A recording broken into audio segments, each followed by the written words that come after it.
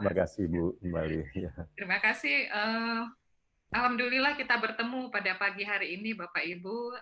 Jakarta juga cerah ini, Bapak Ibu. Eh, Kalau saya di kamar ini agak nggak kelihatan ini, jadinya apa terang dengan lampu supaya nggak terganggu.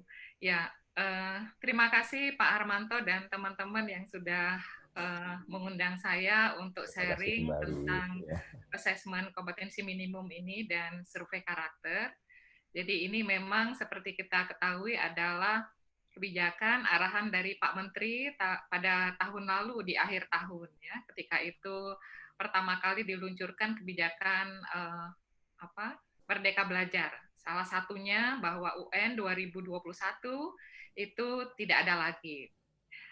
Ternyata bukan 2021 ya Bapak Ibu, 2020 itu juga tidak ada karena kondisi kita ya, kondisi pandemi sekarang. Nah, ini mudah-mudahan kondisi pandemi ini segera berlalu dan tahun ini dan tahun depan kita dapat beraktivitas seperti biasa Bapak Ibu. Jadi ini kalau masih seperti sekarang, kami juga agak ragu ini bagaimana nanti melaksanakan asesmen kompetensi minimum ini. Ya, baik Bapak Ibu, mungkin saya izin stop video dan saya akan share screen.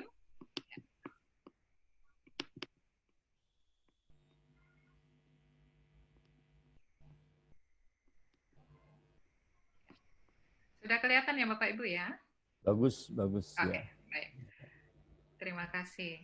Jadi ini sekedar kita refresh Bapak Ibu apa yang kebijakan yang sekarang ini dasarnya adalah yang disampaikan Pak Menteri tahun lalu tentang ujian nasional.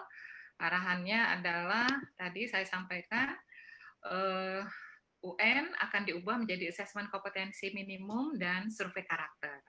Dan survei karakter AKM ini terdiri dari literasi dan numerasi ya. Kemudian ada karakter. Juga disampaikan bahwa eh, peserta ini bukan di akhir jenjang.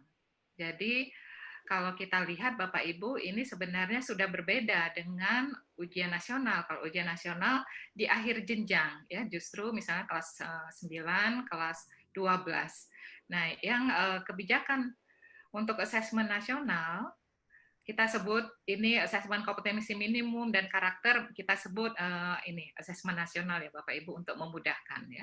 Nah, asesmen nasional ini untuk kelas 4, 8, 11. Jadi justru di tengah ya. Dan kemudian tujuannya adalah memperbaiki mutu pembelajaran ya. Dan diharapkan tidak untuk digunakan basis seleksi ke jenjang selanjutnya. Ini Bapak Ibu mungkin mengetahui dasar pikirannya adalah bahwa ingin dikembalikan bahwa pemerintah itu hanya dalam kata petik melakukan evaluasi atau assessment untuk sistem, untuk perbaikan. Jadi bukan melakukan assessment atau evaluasi terhadap peserta didik. Ya. Karena peserta didik itu kalau di Undang-Undang Sisdiknas itu sebenarnya memang interpretasinya itu bisa bahwa di situ disebutkan bahwa evaluasi hasil belajar peserta didik dilakukan oleh pendidik ya. Dan kemudian pemerintah melakukan assessment secara sistematik untuk yang lain dan itu tidak spesifik ya. Jadi di situ bisa diartikan bahwa pemerintah lebih ke sistem.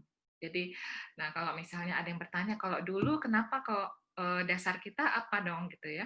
Nah, kalau dulu interpretasinya bahwa meskipun hasil di situ ditulis assessment atau penilaian hasil belajar itu oleh pendidik, tetapi pemerintah tetap bisa. Nah, sekarang interpretasinya agak berbeda, Bapak Ibu. Jadi penilaian atau asesmen hasil belajar itu oleh pendidik, ya, oleh satuan pendidikan, sehingga pemerintah ini melakukan asesmen untuk mengevaluasi sistem dan kemudian tujuannya untuk perbaikan ke pembelajaran, perbaikan sistem yang selanjutnya nanti berdampak pada karakter dan kompetensi. Jadi sebenarnya tujuan akhir ini adalah kompetensi siswa, karakter siswa. Jadi sebenarnya misalnya pelatihan guru,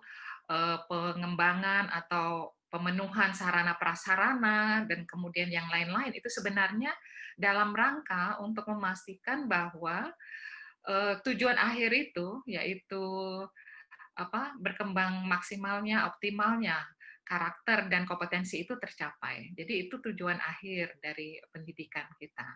Nah, jadi ada pandangan bahwa ketika fokusnya pada penilaian hasil akhir siswa, itu membuat kemudian proses pembelajaran di sekolah, di satuan pendidikan itu tidak optimal. Kenapa? Karena memang menyesuaikan kan selalu ya. Jadi Bapak Ibu, assessment itu bisa mendorong praktek pembelajaran tertentu. Kita menurut kita sudah pahami itu. Jadi sebagai contoh, ketika ujian nasional itu menggunakan bentuk soal pilihan ganda, di kelas juga ada kecenderungan menggunakan bentuk pilihan ganda. Padahal tidak semua kompetensi itu sesuai untuk pilihan ganda. Bahkan tidak semua kompetensi itu sesuai dengan assessment atau penilaian tertulis. Banyak kompetensi yang sebenarnya itu lebih tepat di-assess atau dinilai dengan misalnya performance assessment atau penilaian kinerja atau assessment kinerja. Nah, ini yang hal yang diamati selama ini. Jadi penilaian atau assessment eksternal yang dilakukan oleh pemerintah dalam bentuk ujian nasional itu memang ada positifnya, tetapi negatifnya juga tidak kalah besar. Dan sebenarnya itu memang dampak sebagai suatu tes yang standar itu memang seperti itu, ya. Jadi seperti di luar negeri juga seperti itu. Jadi apa yang dinilai, apa yang di-assess, bagaimana itu di-assess, itu akan mempengaruhi apa yang terjadi di kelas. Nah, itu yang merupakan fakta, merupakan data yang tidak hanya di Indonesia tetapi juga di dunia. Nah, apa yang terjadi ketika assessment itu atau pembelajaran ya, bahkan pembelajaran itu hanya fokus pada untuk berhasil dalam melakukan atau menyelesaikan, mengerjakan tes yang bersifat terstandar tersebut. Akhirnya yang terjadi adalah di kelas ada penyempitan kurikulum, dalam arti kompetensi yang menjadi fokus adalah kompetensi yang diuji dan kemudian juga yang diuji juga bentuk soalnya juga mengikuti. Kita ketahui ketika UN itu persiapan untuk UN itu bisa 1 semester bahkan 1 tahun khusus untuk pendalaman materi. Nah, itu memang hal yang lumrah, lazim ditemui. Jadi efek dari suatu tes yang terstandar, apalagi eksternal, apalagi oleh pemerintah, itu mempunyai efek yang besar terhadap apa yang terjadi di kelas dan di sekolah. Nah, ini merupakan salah satu dasar perubahan yang dilakukan tersebut. Tadi dengan dasar bahwa pertama, penilaian atau asesmen hasil belajar peserta didik itu oleh pendidik. Jadi kebijakan sekarang pemerintah melakukan assessment itu dalam rangka untuk perbaikan, ya, dalam rangka untuk perbaikan. Nah, kemudian dikatakan juga Bapak Ibu bahwa assessment ini mengacu pada praktik baik studi level internasional, misalnya seperti PISA atau TIMSS. Nah, Bapak Ibu mungkin sudah sangat paham akan hal ini ya. Mungkin kita lihat. Nah, ini ketika ini nyambung karena tadi nyambung PISA. Akhir tahun tanggal 3 Desember 2019 ya. rilis hasil PISA, waktu itu kita Kemdikbud juga mengundang head ini division dari OECD, Bu Yuri, ya, beliau menyampaikan ini hasil apa highlight-nya, ya Bapak Ibu, highlight-nya. Jadi mungkin Bapak Ibu juga sudah mengetahui ini sebagai apa, kita lihat kembali apa yang kita peroleh dari PISA, dan kemudian kenapa Pak Menteri menyampaikan ya bahwa kita melihat apa yang di PISA itu seperti apa, barangkali itu bisa membantu kita untuk meningkatkan mutu pendidikan kita. Nah, ini Bapak Ibu, kalau menurut Bu Yuri, Indonesia berada pada kuadran low performance, ya, rendah. Kenapa? Kemampuan siswa Indonesia itu, mungkin kita lihat ininya dulu, ya. Nah, kalau secara garis besar mungkin Bapak Ibu sudah bisa melihat kan. Jadi yang merah itu posisi Indonesia, skornya, kemudian yang biru itu rata-rata OECD, kemudian yang negara-negara lain itu yang abu-abu. Jadi kita relatif rendah. Tetapi Pak Menteri menyampaikan bahwa ini memberikan hasil studi internasional ini memberikan perspektif, memberikan gambaran kita bahwa kita perlu melakukan refleksi, kita perlu melihat bagaimana negara lain dan kemudian kita bisa memperbaiki mutu pendidikan kita. Ya. Nah, jadi beliau mengatakan kalau tidak ada hasil kita kurang tahu nih arahnya apa yang perlu kita perbaiki, gitu ya. Meskipun sebenarnya dari ujian nasional kita juga bisa melihat hasil capaian itu menunjukkan sejalan konsisten ya dengan hasil PISA juga. Nah, beliau mengatakan bahwa kita tidak perlu menutup diri, kita tidak perlu defend, tetapi ini menjadi feedback lah buat kita. Dan ini sebenarnya konfirmasi juga masalah yang selama ini sudah kita ketahui. Jadi misalnya masalah literasi di Indonesia itu memang masih lemah. Ya. Nah, kemudian intinya adalah kita tidak diam, kita mengambil langkah-langkah yang strategis untuk menindaklanjuti hasil tersebut. Ini yang dilakukan oleh beliau, ya. Nah, kemudian kalau kita lihat Bapak Ibu, yang Bapak Ibu juga sudah mengetahui, misalnya dari skor kita sekitar 370-an, 380-an, ya. Dan kemudian khusus untuk reading itu dikatakan siswa Indonesia itu bagus dalam pemahaman untuk single text. Single text itu artinya teks yang satu gitu ya Bapak Ibu, tetapi lemah dalam memahami multiple text. Jadi kalau Bapak Ibu nanti lihat di model-model soal PISA, teks itu atau wacana atau bacaan itu tidak hanya terdiri dari satu, tetapi ada beberapa. Itu mencerminkan apa? Mencerminkan seperti dalam kehidupan nyata, itu kita itu tidak hanya membaca satu paragraf, tetapi beberapa paragraf dan kemudian juga beberapa sumber. Dan anak-anak kita itu lemah di sana. Ya. Nah, ini sekedar refleksi apa yang terjadi, yang menjadi apa. Nah, kalau secara detail sedikit mungkin saya sampaikan, ini untuk reading itu persentase yang top performer, kalau di PISA itu kan ada level-levelnya, yang paling tinggi itu level 6.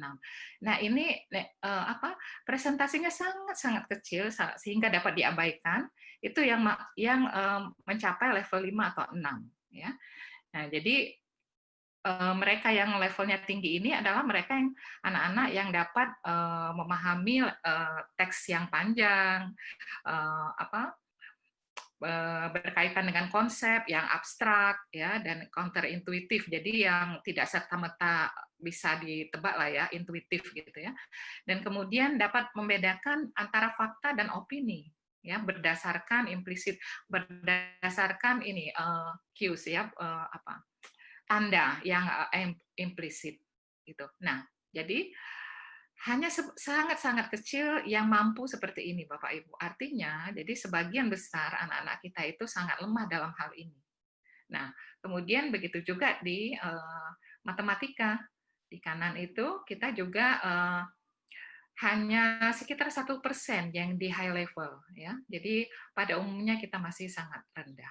Jadi ini sekedar gambaran apa yang terjadi, dan kemudian ini yang disampaikan oleh Pak Menteri, dan kemudian yang menjadi tampaknya arahan beliau kita berangkat melakukan strategi. Nah, saya langsung ke asesmen nasional. Yang disampaikan di paparan Pak Menteri tahun lalu itu adalah hanya AKM, literasi numerasi, dan survei karakter. Ya.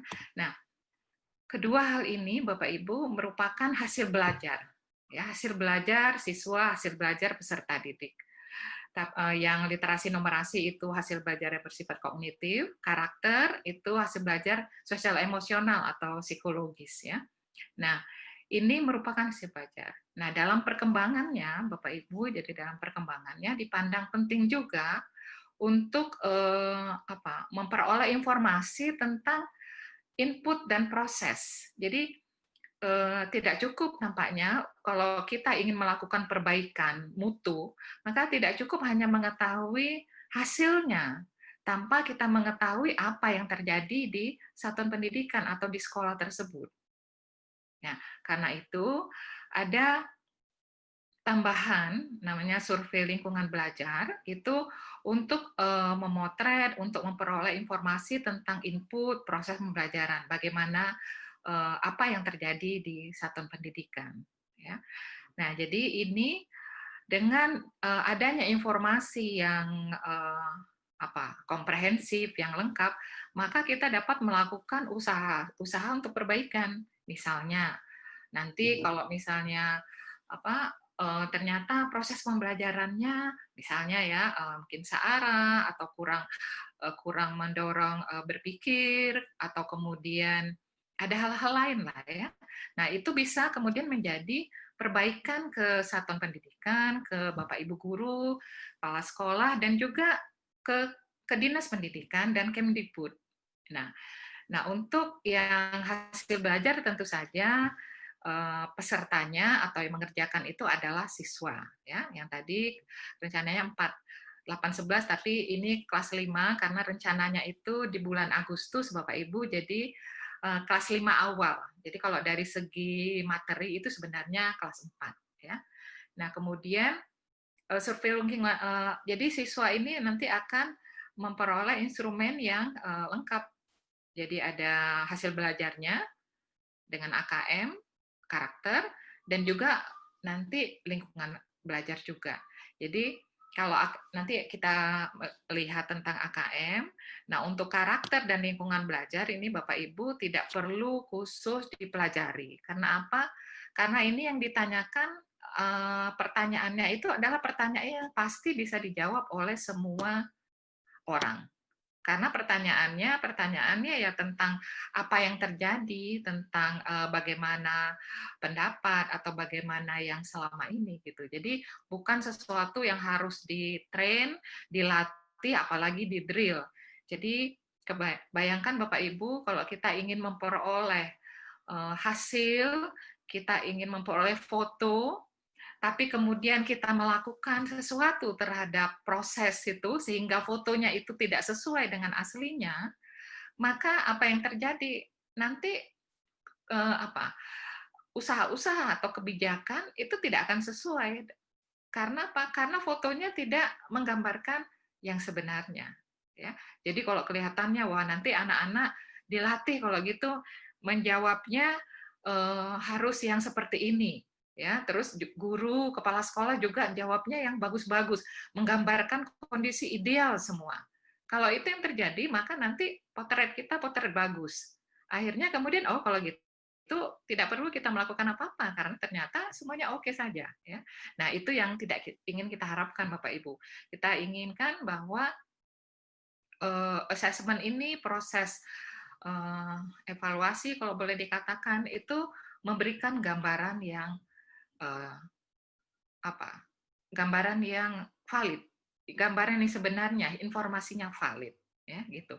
Nah, jadi nanti kalau siswa dengan AKM literasi numerasi survei karakter itu dilakukan dalam apa ya, seperti kondisi ujian ya Bapak Ibu ya, supaya kita informasinya yang valid.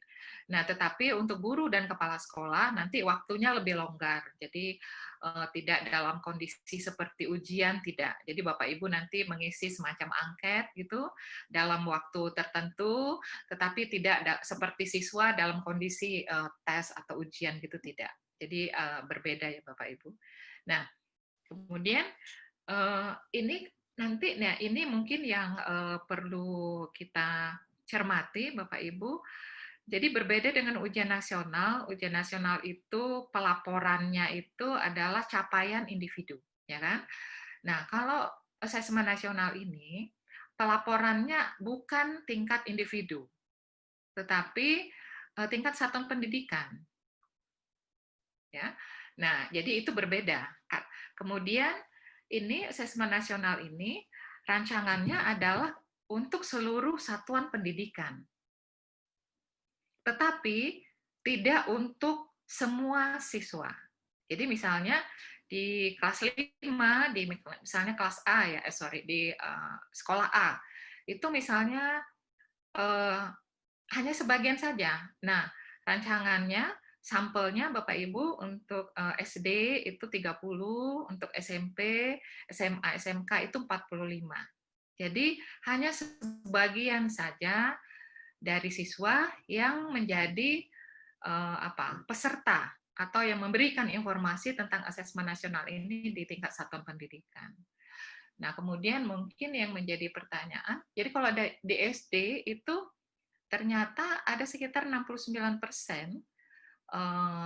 sekolah yang jumlah siswa rombelnya itu memang sedikit ya. Jadi bisa nanti mungkin saja sebagian sekolah itu menggunakan seluruh siswa karena mungkin jumlah siswanya memang kecil atau sekitar 30-an ya.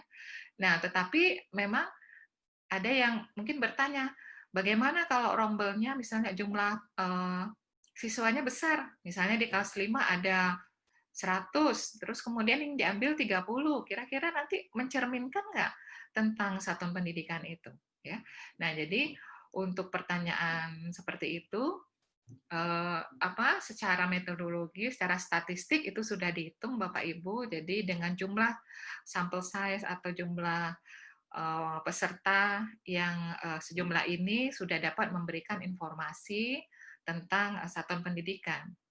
Nah, kalau sebagai gambaran, kalau Bapak Ibu mencermati itu studi PISA itu kan hanya pada berapa persen, hanya sedikit saja pada usia 15 tahun ya, PISA itu khusus 15 tahun. Nah, untuk populasi siswa umur 15 tahun, itu yang menjadi sampel itu hanya sedikit saja. Saya lupa 6.000 apa 12.000 gitu ya. Jadi sangat sedikit. Tetapi itu yang menjadikan dasar untuk menggambarkan capaian atau prestasi atau kompetensi anak-anak Indonesia. Ya. Jadi itu memang ada kita belajar dari PISA, jadi memang jumlah tidak harus misalnya harus sekian puluh persen gitu, tidak ada, tidak. Jadi sudah ada perhitungan statistiknya dan kemudian nanti dengan dengan pemilihan sampelnya dengan acak memperhatikan nanti ada strata mungkin sosial ekonomi gitu ya Bapak Ibu. Jadi mungkin ini perlu ditekankan karena Bapak Ibu guru, orang tua itu kan khawatir nanti anak-anak apa yang harus disiapkan. Jadi untuk asesmen nasional ini sekali lagi karena tujuannya adalah untuk evaluasi sistem, untuk perbaikan dan direncanakan untuk seluruh satuan pendidikan, tetapi tidak untuk seluruh siswa. Ya, jadi siswa itu sebagai sampel yang memberikan gambaran atau informasi tentang sekolah atau satuan pendidikan. Nah, ada pertanyaan, nanti gimana kalau sekolahnya milih yang anak-anak yang pinter-pinter atau yang bagus-bagus?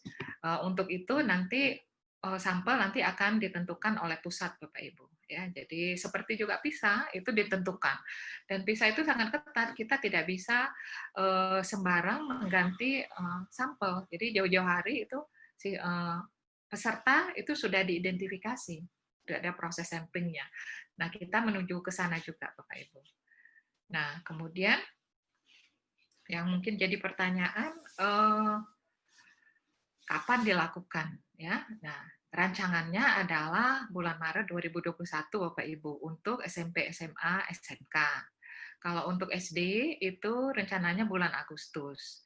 Nah, ini mudah-mudahan kondisi COVID ini kita sudah bisa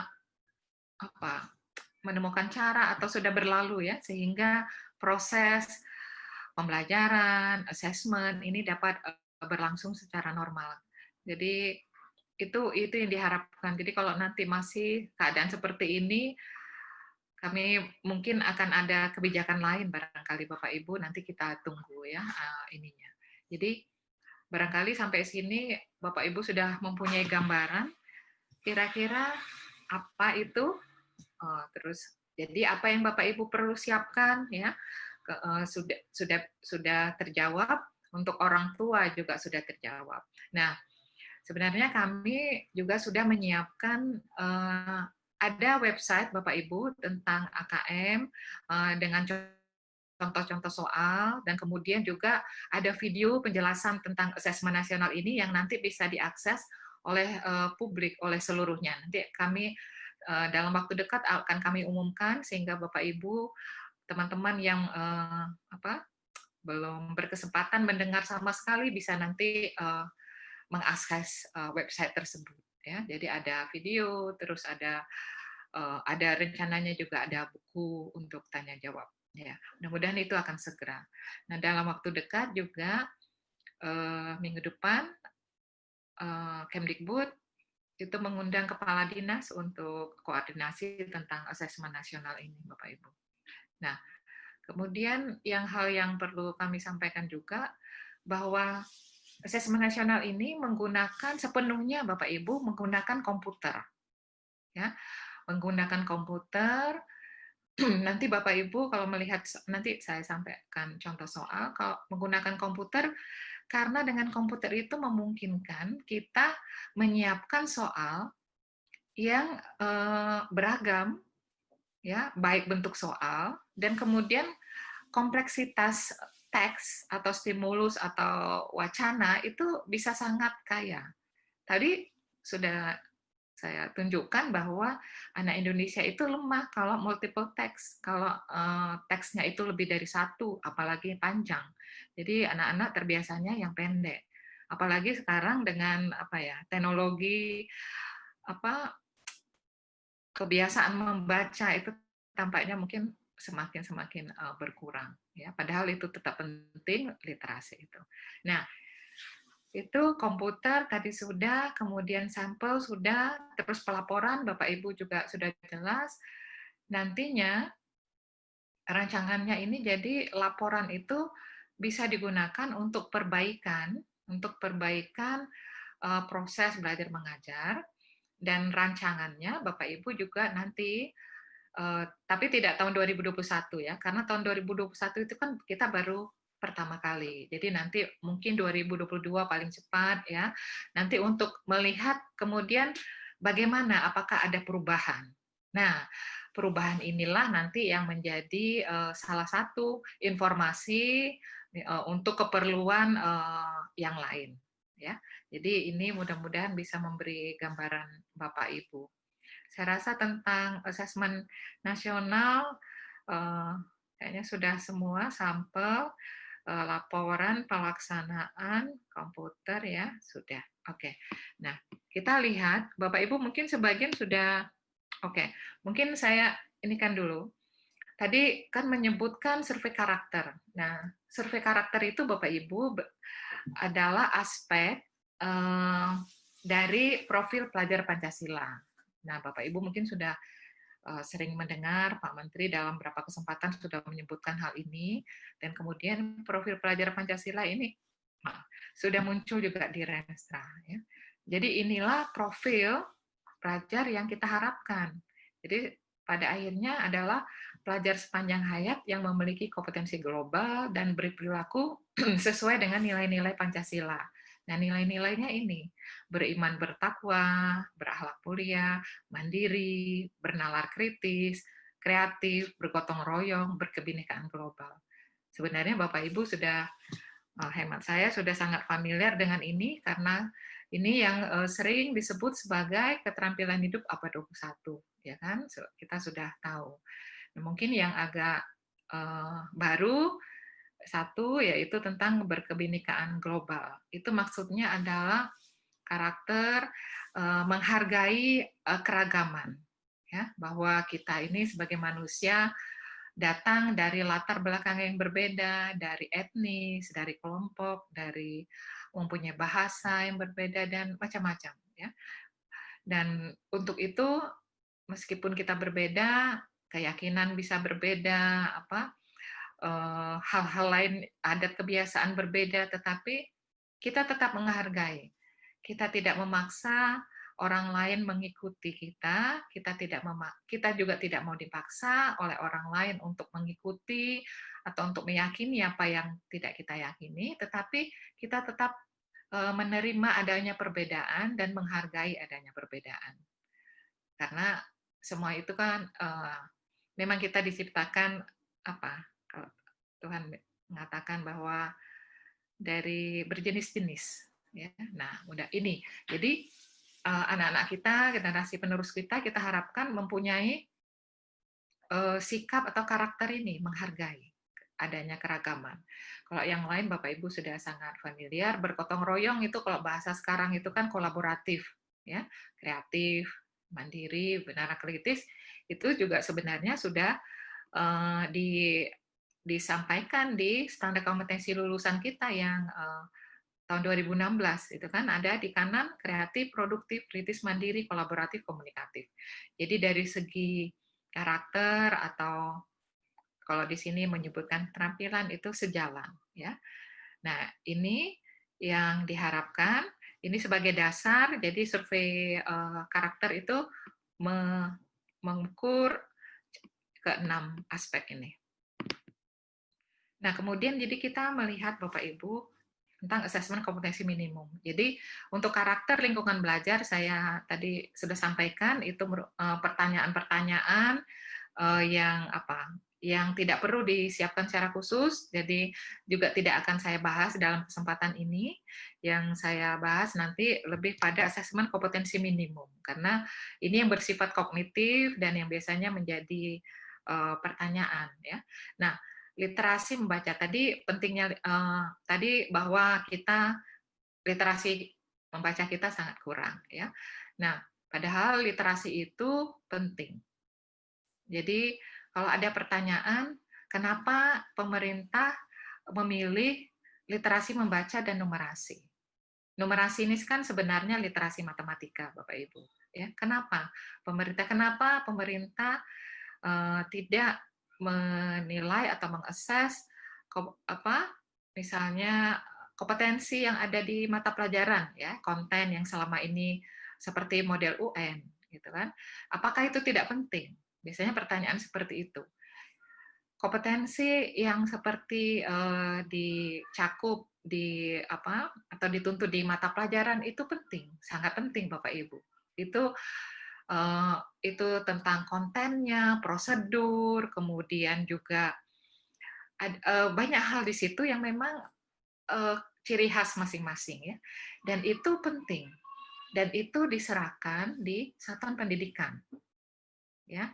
Nah, kemudian pemerintah memilih, ya bukan memilih, pemerintah yang diukur atau yang dinilai literasi membaca numerasi, karena ini adalah kompetensi yang dipandang generik dalam arti dan substansial atau kritikal, ya, yang mempengaruhi pada bidang lain atau kompetensi lain. Jadi kalau seseorang yang literasi membacanya bagus, nanti untuk pelajaran yang lain juga cenderung akan bagus. Kalau Bapak Ibu bandingkan mereka yang literasi membacanya rendah dan tinggi, mana yang lebih mungkin sukses untuk di sekolah atau di pelajaran-pelajaran lain, mesti yang tinggi, ya. Nah, begitu juga numerasi, kemampuan untuk berpikir menggunakan konsep prosedur alat matematika. Nah, di sini Bapak Ibu lihat, jadi literasi di sini bukan hanya kemampuan untuk membaca, sekedar memahami gitu, tapi lebih dari itu. Jadi menggunakan, mengevaluasi, merefleksikan. Kemudian ada berbagai jenis teks, ya. Kemudian untuk apa? Untuk menyelesaikan masalah, mengembangkan kapasitas individu sebagai warga Indonesia dan warga dunia. Masih ada lagi panjangnya. Untuk apa lagi? Untuk agar dapat berkontribusi secara produktif di masyarakat, kepada masyarakat. Jadi kalau Bapak Ibu, kalau kita lihat di sini, ini tujuannya adalah tidak hanya mereka itu bisa membaca, bisa memahami, sudah, enggak. Tetapi bahwa sebenarnya kalau Bapak Ibu perhatikan di situ merefleksikan, mengevaluasi, menggunakan, itu adalah proses berpikir, ya. Itu mungkin yang sering disebut HOT, keterampilan berpikir tingkat tinggi, ya kan? Jadi bukan berarti mengingat itu tidak penting. Mengingat itu penting karena untuk dapat mengevaluasi kita perlu mengingat konsep-konsep. Kita memahami konsep-konsep, memahami prosedur, ya. Tidak bisa tiba-tiba tanpa konten. Tetapi tidak hanya berhenti di sana. Kenapa? Karena kalau hanya konten saja, hanya mengingat saja, maka tidak berkembang. Karena apa? Yang diperlukan dalam kehidupan nyata itu kan bukan apakah Anda bisa membaca, tapi apa yang dengan kemampuan itu, apa yang dapat dilakukan. Kan sebenarnya itu. Nah, intinya adalah untuk sesuai dengan kehidupan dunia nyata. Jadi ketika anak-anak itu lulus dari satuan pendidikan, itu kita berharap tidak hilang tanpa bekas apa yang diperoleh di satuan pendidikan, tetapi tetap membawa hasil pendidikan itu. Jadi kemampuan untuk merefleksikan, evaluasi itu adalah keterampilan yang perlu diasah. Jadi itu bisa dilatihkan, ya. Dan itu merupakan sumber, merupakan modal Bapak Ibu, ya. Nanti kita lihat kenapa ini penting. Nah, ini jadi ini yang dimaksud. Jadi literasi itu literasi membaca tidak hanya sekedar membaca, tapi di situ juga untuk dapat menggunakan, kemudian berpikir juga. Dan di situ nanti berbagai konteks, jenis teks. Nanti juga kita lihat itu untuk berbagai konteks. Jadi kalau Bapak Ibu lihat di sini definisinya, pengertiannya kita ingin mengcover sehingga kita intinya pendidikan itu menyiapkan anak-anak untuk nantinya berfungsi, ya, secara optimal di masyarakat. Nah, itu pengertiannya. Nah, sejalan dengan itu Bapak Ibu, kita dalam pengembangan instrumennya, dalam soalnya, itu teksnya atau wacananya atau stimulus, kalau Bapak Ibu mengatakan, itu kita juga usahakan sesuai dengan isu-isu global, ya. Nah, isu-isu yang menjadi perhatian dunia, ini yang disebut tema-tema Sustainable Development Goal. Jadi ini adalah tujuan yang terus-menerus menjadi perhatian dunia, termasuk Indonesia. Jadi misalnya bahwa kita itu ingin di dunia ini tidak ada lagi kemiskinan, tidak ada lagi kelaparan. Kita ingin bahwa semua orang itu mempunyai kesehatan yang baik. Kita ingin mencapai kesejahteraan psikologis, adanya pendidikan berkualitas, kesetaraan, kemudian sanitasi, air yang bersih. Nah, kemudian bahkan juga hendaknya bahwa warga dunia itu juga bertanggung jawab terhadap konsumsi, terhadap produksi. Jadi, misalnya kita ingin memberi pesan bahwa meski tidak berarti orang yang mempunyai uang, mempunyai sumber daya yang banyak bisa menghambur-hamburkan energinya. itu tidak bisa, tidak sesuai ya, tidak, karena masih banyak orang yang membutuhkan. Jadi ini tema-tema seperti ini nanti dalam dalam wacananya itu bisa dalam bentuk grafik atau bacaan yang menunjukkan misalnya pola konsumsi di satu rumah tangga, menghabiskan ini sekian, padahal harusnya tidak seperti itu. Jadi intinya ini wacana atau teks itu, Bapak Ibu, hendaknya kita usahakan yang positif, edukatif, menginspirasi. Ya, jadi dengan membaca saja mereka tergugah, mereka memperoleh sesuatu. Ini juga sebagai upaya kita untuk karakter juga. Ya. Oke, ini sudah. Nah, ini kita kaitkan Bapak Ibu dengan kebutuhan sekarang ya. Jadi kalau menurut job survei dari World Economic Forum, kalau Bapak Ibu lihat, itu kemampuan apa yang diperlukan untuk dunia kerja? Itu adalah kemampuan berpikir, kemampuan menyelesaikan masalah, analitis, ya, kemudian kreativitas, inisiatif, active learning, ya. Nah, ini semua adalah yang diperlukan. Sehingga sejalan dengan itu, maka kita perlu menyiapkan generasi penerus atau peserta didik kita yang sesuai dengan kebutuhan. Nah, kalau kita lihat dalam segi assessment-nya, kita lihat, jadi kalau dikatakan kalau yang pendekatan yang tradisional, itu tujuan jadi misinya sama-sama untuk mengembangkan atau menciptakan warga negara yang produktif ya. Tetapi yang tradisional itu mengartikan bahwa dalam rangka itu maka kita harus menyiapkan mereka mempunyai sejumlah seperangkat mungkin ya pengetahuan dan skill. Nah, karena itu maka sekolah atau pendidikan harus mengajarkan itu pengetahuan dan skill itu. Dan kemudian implikasinya untuk menentukan apakah berhasil atau tidak, maka yang diuji juga pengetahuan dan skill itu. Itu tidak salah ya. Tetapi kalau yang otentik atau alternative assessment itu pandangannya adalah untuk menciptakan atau menyiapkan warga negara yang produktif, maka individu itu harus disiapkan atau anak-anak itu harus disiapkan sehingga nanti mereka dapat melakukan yang diperlukan di dunia nyata ya. Jadi kalau di sini istilahnya kan performing meaningful task in the real world gitu kan. Jadi tugas-tugas yang di dunia pendidikan atau tugas atau apa ya? Oke, tugas mungkin ya, tugas atau masalah. Nah, yang masalah yang di dunia pendidikan itu mestinya juga hampir sama dengan dunia nyata gitu. Jadi jadi kedekatan apa yang terjadi di dunia nyata, apa yang diperlukan dengan apa yang terjadi di dunia pendidikan. Jadi mungkin untuk refleksi kita di kelas, apakah kita hanya mengajarkan materi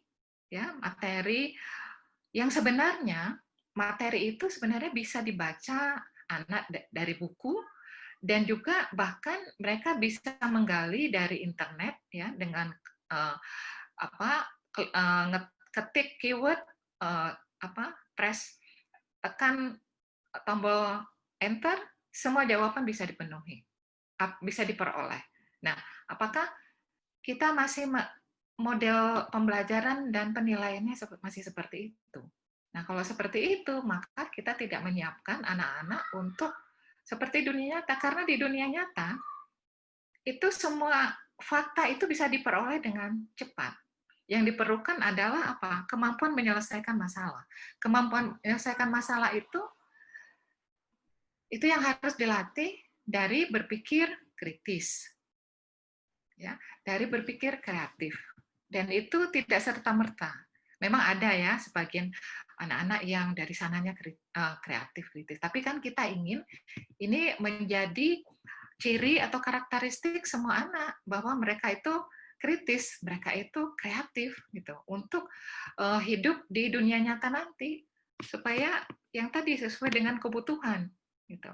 Nah, kalau Bapak Ibu lihat, kalau kita melihat ini apa yang dilakukan McKinsey dalam laporannya itu mengatakan Indonesia itu nanti ada puluhan juta pekerjaan yang akan digantikan oleh proses otomasi.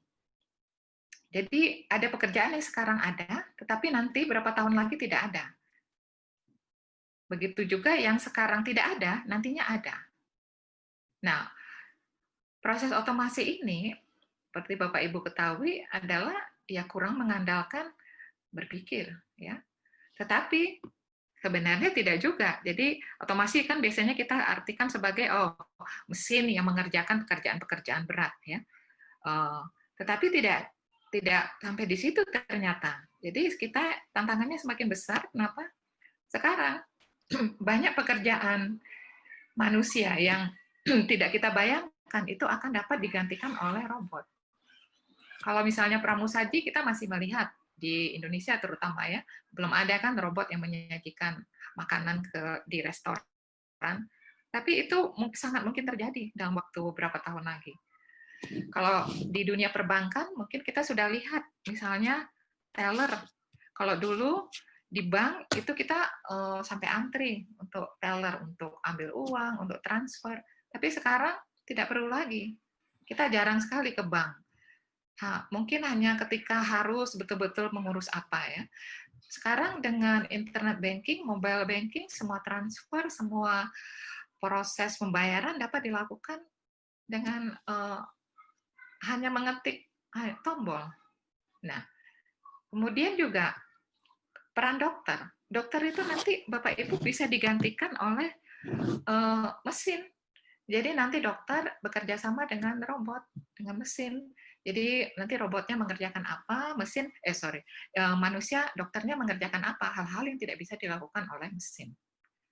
Untuk operasi, kita kebayangkan kalau di sini masih seluruhnya dilakukan oleh manusia. Nah, sebenarnya operasi itu juga sudah bisa dilakukan oleh robot. Dan presisinya itu udah sangat lebih akurat ya, lebih tepat.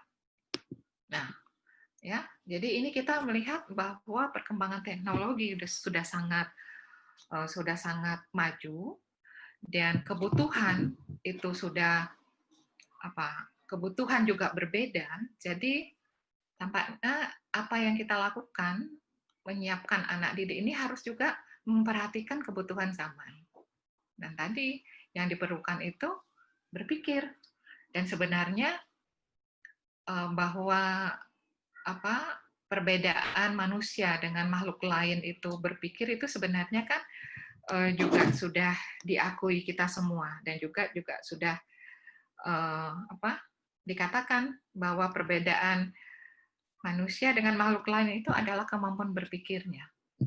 Karena itu sebenarnya ketika kita fokus pada berpikir untuk pengembangan anak itu sebenarnya bukan suatu hal yang baru. Kalau boleh dikatakan mungkin kita memanusiakan manusia. Jadi barangkali mungkin kita bisa refleksikan apa yang kita lakukan selama ini mungkin kurang tepat karena kita cenderung menganggap atau memperlakukan manusia atau anak ini sebagai penerima informasi. Tapi bukan manusia yang mempunyai kemampuan untuk mengolah. Ya. Kadang-kadang mereka yang ketika kecil, kreatif, kritis, tetapi kemudian itu menjadi terkikis. Kenapa? Karena bisa orang tua, bisa guru yang menganggap itu sesuatu hal yang tidak penting atau justru merepotkan. Ya. Jadi tidak berkembang kemampuan itu. Nah sebenarnya Bapak Ibu kemampuan berpikir kritis tadi itu tidak hanya untuk penyelesaian masalah untuk dunia kerja atau untuk dunia akademik. Tapi berpikir kritis itu juga sebenarnya sangat berperan dalam kehidupan masyarakat. Ini contoh yang sering saya gunakan dan menurut saya sangat relevan dengan keadaan sekarang. Misalnya berpikir kritis ya, tadi dicontohkan. Membedakan antara fakta dan opini itu sangat penting.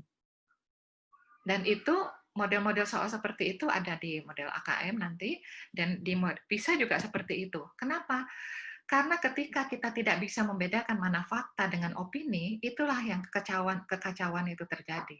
Sebagai contoh, ketika sekarang ya Bapak Ibu punya WhatsApp grup sangat banyak, menerima informasi, menerima terusan forward ya, kemudian karena itu tulisan dianggap itu sebagai sesuatu fakta, padahal itu belum tentu. Itu bisa jadi opini, bisa jadi malah berita yang diimprovisasi atau berita yang tidak benar, gitu. Tetapi karena kemampuan berpikir ini kurang diasah, jadi menganggap itu sebagai sesuatu yang fakta. Nah, jadi itu ketika diaplikasikan di perbedaan kelompok ya, itu sangat-sangat fatal akibatnya. Itu jadi kita sebagai bangsa sangat mudah dipecah belah. Jadi misalnya ada berita atau ada gambar dengan berita yang menggambarkan suatu kelompok diserang atau diserang ya oleh kelompok lain. Dan itu kan sudah menjadi sesuatu yang sangat membangkitkan emosi dan bisa menghancurkan bangsa kita. Padahal keadaannya mungkin situasinya tidak seperti itu. Ya. Terus kemudian juga banyak narasi-narasi yang menjelek-jelekkan suatu kelompok, itu juga bisa memecah belahkan bangsa. Itu kenapa? Itu karena kita tidak berpikir kritis, kita tidak, terutama misalnya anak-anak tidak diajarkan bahwa suatu fakta, suatu kebenaran itu harus didukung oleh bukti, oleh argumen. Tidak bisa kita mengatakan sesuatu tanpa bukti. Ya, jadi itu sangat besar pengaruhnya terhadap kehidupan bangsa. Saya masih punya waktu 7 menit. Oke, jadi itu saya ingin menekankan bahwa berpikir kritis itu sangat penting, tidak hanya di akademik tetapi juga kehidupan. Nah, ini sebagai gambaran Bapak Ibu, jadi komponen, jadi AKM itu tadi ya, kita ingin berbagai konteks. Nah, konteksnya itu kalau membaca terbagi dua, informasi dan sastra. Fungsinya kan beda, informasi yang memberikan informasi, sastra itu lebih menggugah aspek misalnya emosional atau yang inilah bukan akademik ya. Jadi itu bisa menginspirasi, dan itu di situ juga kita bisa mengembangkan karakter dengan teks sastra tersebut. Informasi sebenarnya juga bisa ya. Nah, kemudian kalau numerasi ini juga sudah biasa, mungkin bilangan, pengukuran data, aljabar ya, itu kelompokan secara garis besar. Nah, kemudian ada level kognitif Bapak Ibu. Jadi ada kalau untuk membaca, menemukan informasi, interpretasi, integrasi, evaluasi, refleksi. Kalau untuk numerasi, pemahaman, aplikasi, penalaran. Sebenarnya ini dulu di UN juga sudah ada ya. Cuma sekarang lebih eksplisit lagi untuk membaca. Dan kemudian konteks. Nah, kalau di UN dulu kita tidak ada konteks seperti ini. Kalau sekarang, jadi misalnya teks informasi itu ada yang teks informasi yang personal, ada yang sosial budaya, saintifik, begitu juga sastra, begitu juga numerasi. Kenapa ini seperti ini kita siapkan? Tadi sesuai dengan tujuan kita. Kita ingin anak-anak itu terekspos, anak-anak itu memahami berbagai konteks ya, apa yang terjadi di dunia, kemudian juga jadi nanti lebih sadar gitu. Jadi konteks itu berbagai, kemudian juga kontennya juga berbagai jenis. Kemudian bentuk soalnya, ini tadi saya sudah sampaikan. UN kita hanya matematika yang waktu itu kita ada isian ya sedikit. Nah, untuk yang lain bentuk pilihannya adalah pilihan ganda. Jadi waktu itu memang tidak mungkin. UN itu kita masih menggunakan, sebagian masih menggunakan kertas. Bapak Ibu bayangkan kalau menggunakan kertas kemudian teksnya stimulusnya itu 1 atau 2 halaman, berapa percetakannya ya. Nah, jadi itu dengan paper itu sangat terbatas, karena itu AKM ini kita menggunakan komputer sehingga memungkinkan berbagai bentuk soal. Jadi ada pilihan ganda kompleks, jawaban bisa benar lebih dari 1. Jadi ini juga untuk mengajarkan anak-anak bahwa tidak selalu 1 jawaban, bisa mungkin lebih dari 1 jawaban ya. Jadi ini juga membuat mereka juga berpikir lebih terbuka ya mindset-nya. Kemudian menjodohkan isian dan juga ada esai. Proporsi atau persentase untuk esai ini kita masih sedikit Bapak Ibu. Ini nanti karena akan diskor oleh mesin. Nah ini, oke, saya punya waktu 4 menit untuk menunjukkan soal. Nah ini model soal AKM. Kita lihat dulu kalau misalnya model soal yang non AKM yang seperti kita biasa ya, mungkin seperti ini ya, wacananya paling-paling seginilah, paragrafnya 2 apa 3 ya, nggak terlalu banyak. Kemudian pertanyaannya biasanya langsung, simpulan yang tepat dari teks tersebut apa, pernyataan yang sesuai apa, kalimatannya yang sesuai itu apa, gitu kan.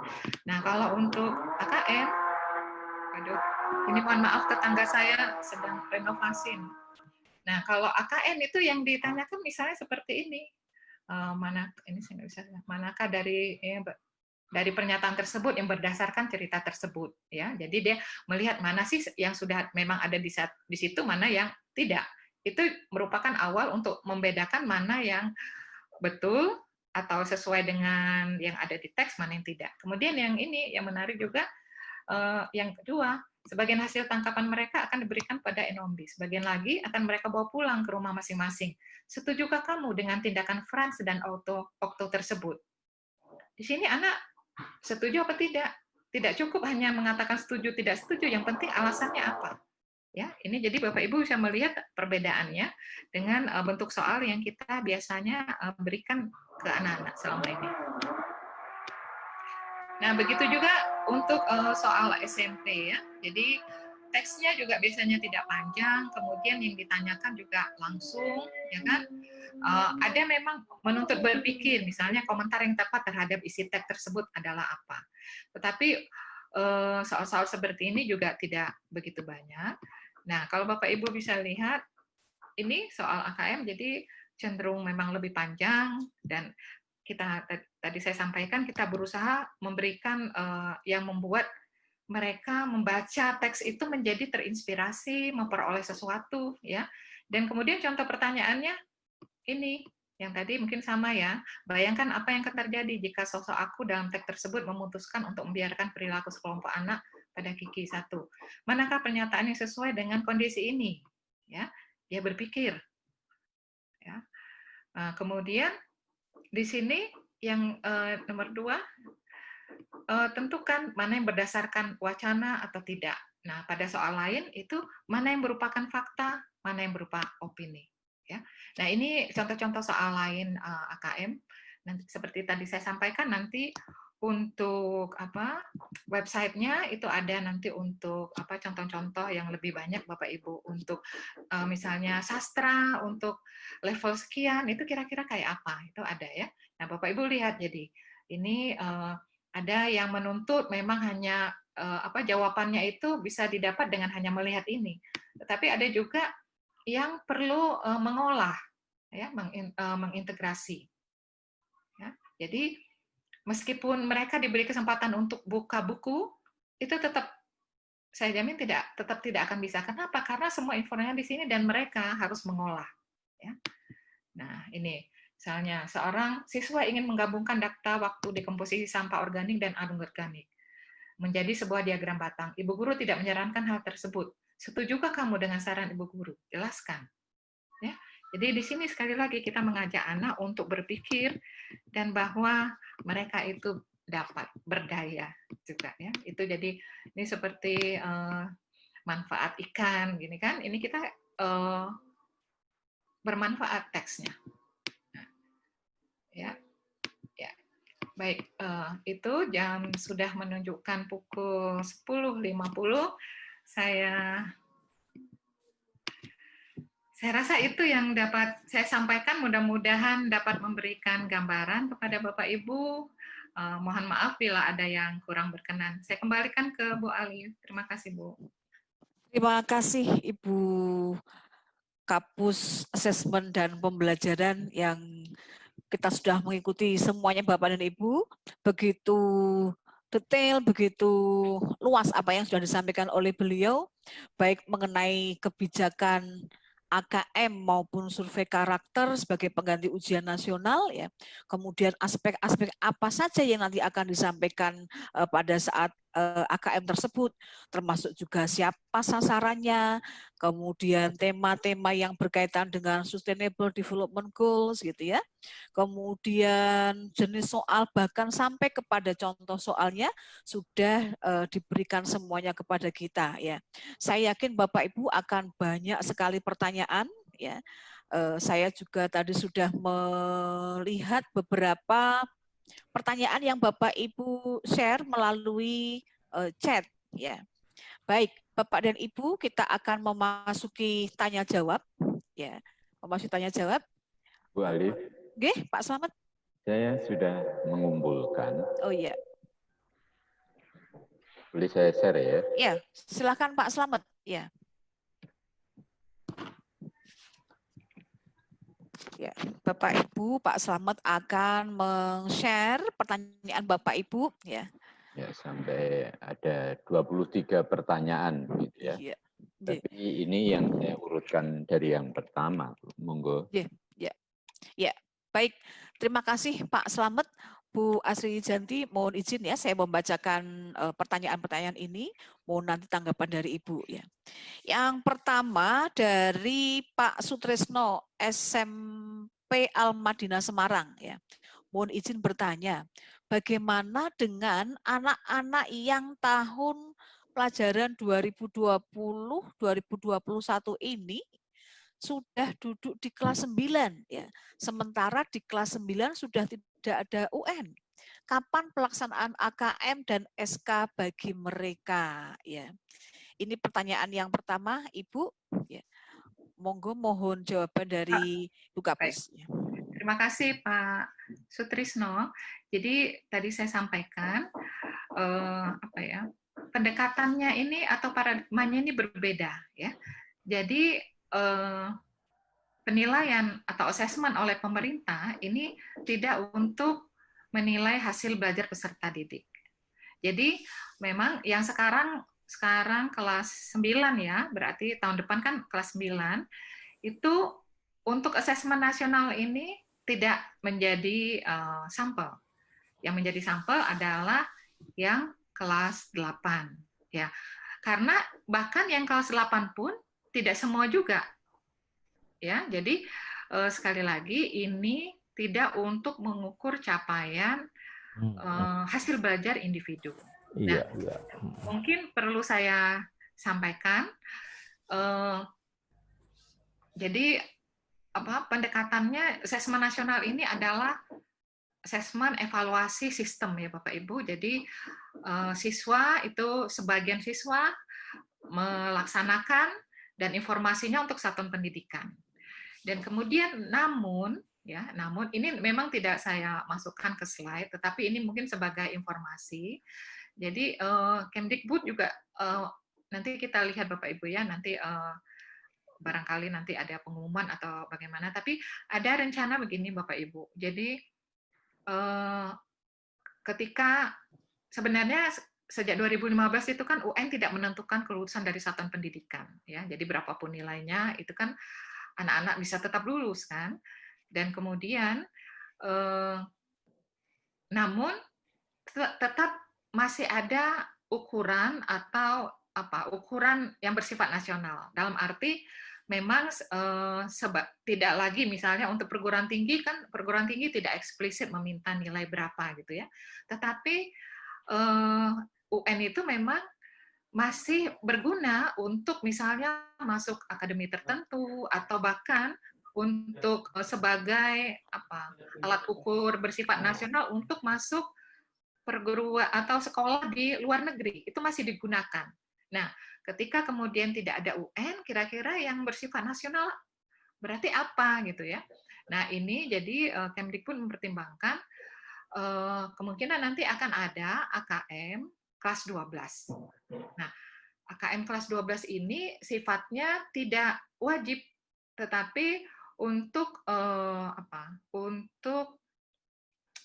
memfasilitasi mereka yang memerlukan gitu. Nah, dan ini nanti kalau memang ini jadi, laporannya adalah laporan individual dan hanya AKM saja, ya. Jadi rencananya seperti itu, Pak Sutrisno. Ya. Jadi sekali lagi memang asesmen nasional ini yang tadi yang sifatnya sampel itu memang tidak untuk semua siswa, ya. Bahkan untuk kelas yang bersangkutan tidak semua. Dan tetapi untuk yang kelas di akhir jenjang kemungkinan nanti akan ada AKM, tetapi sifatnya tetap tidak wajib untuk mereka yang memerlukan. Ya. Oke, lanjut Ibu. Ya, ya. Tapi kalau untuk USB ujian sekolah masih ada ya Bu ya? Di Ujian kelas sekolah? di kelas 9. Oh iya, ujian sekolah kan dari dulu merupakan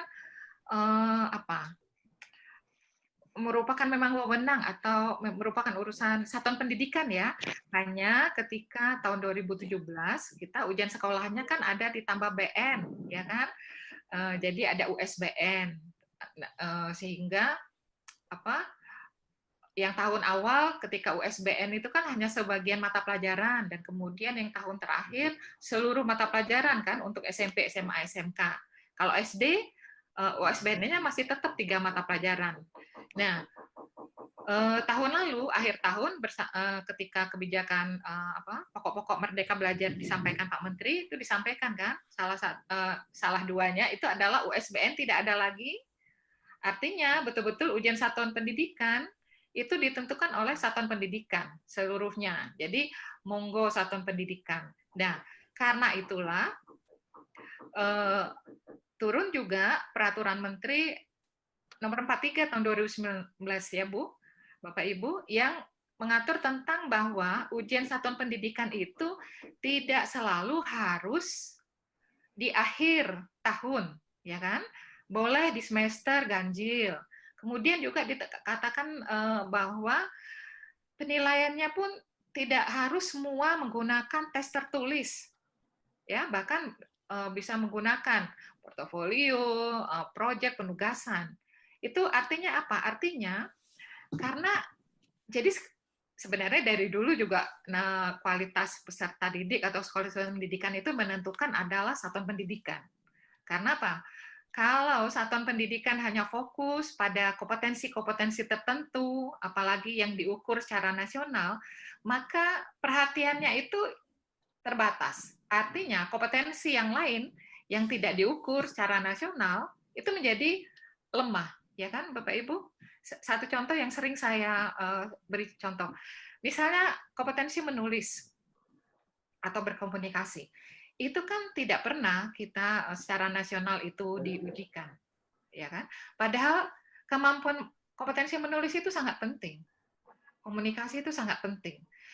Tapi apakah menjadi perhatian di sekolah? Kalau saya melihat kurang. Kenapa? Ya karena melihat di nasional itu tidak diuji. Padahal menulis itu memang sesuatu yang susah untuk diuji, dinilai secara nasional. Karena kebayang berapa tulisan yang harus dinilai. Nah, padahal kompetensi itu sangat penting dan itu bisa sangat dan harus dikembangkan di satuan pendidikan karena kan guru lebih leluasa mempunyai waktu, guru juga bisa memberikan feedback dan sehingga kompetensi yang penting itu bisa tercapai. Jadi itu Bapak Ibu. Jadi kualitas dari dulu sampai sekarang itu di satuan pendidikan. Nah sekarang dengan kemudian asesmen nasional AKM ini bentuknya seperti soal-soal tadi yang lebih fokus atau mementingkan berpikir tingkat tinggi, diharapkan itu juga sampai ke sekolah. Jadi sekolah juga melihat, oh ternyata yang diperlukan itu berpikir tingkat tinggi. Jadi bagaimana kami dalam pembelajaran juga mengeksplor atau memfasilitasi itu. Jadi bukan hanya sekedar ingatan. Ya. Nah itu mudah-mudahan arahnya ke sana Bapak Ibu. Nah kemudian mungkin ini sekaligus barangkali kemudian nanti kan di sekolah kan mata pelajaran ya. Nah kemudian ini nanti kita memperoleh informasi tentang literasi dan numerasi. Bagaimana implikasinya ke guru-guru lain? Kalau guru matematika atau guru-guru bahasa Indonesia barangkali mungkin bisa langsung dipakai, ya kan? Tetapi bagaimana dengan guru lain? Misalnya guru IPS, tetap bisa Bapak Ibu karena ini adalah kompetensi generik ya. Jadi misalnya nanti dalam pelaporan AKM mereka yang misalnya kategorinya tinggi, yang boleh dikatakan mungkin atau mahir atau kompeten, itu nanti berbeda pendampingannya atau perlakuannya dengan mereka yang kompetensinya rendah. Misalnya, mereka yang literasinya sangat rendah, itu mungkin perlu pendampingan khusus. Mungkin perlu dibantu dengan alat-alat lain yang visual, karena ternyata membaca yang tertulis ini mereka lemah. Barangkali harus pendampingan yang lain. Ya, begitu juga dengan matematika. Dalam misalnya untuk fisika, kalau sangat lemah berarti harus upaya-upaya lain. Jadi itu tetap bisa digunakan. Ini tidak ada yang tanya, cuma saya langsung aja karena saya mengantisipasi. Oke, lanjut Bu. Ini kayaknya saya sudah jawab. Silakan. Ya, baik. Terima kasih Ibu. Demikian Pak Sutrisno ya, jawaban dari Bu Asrijati.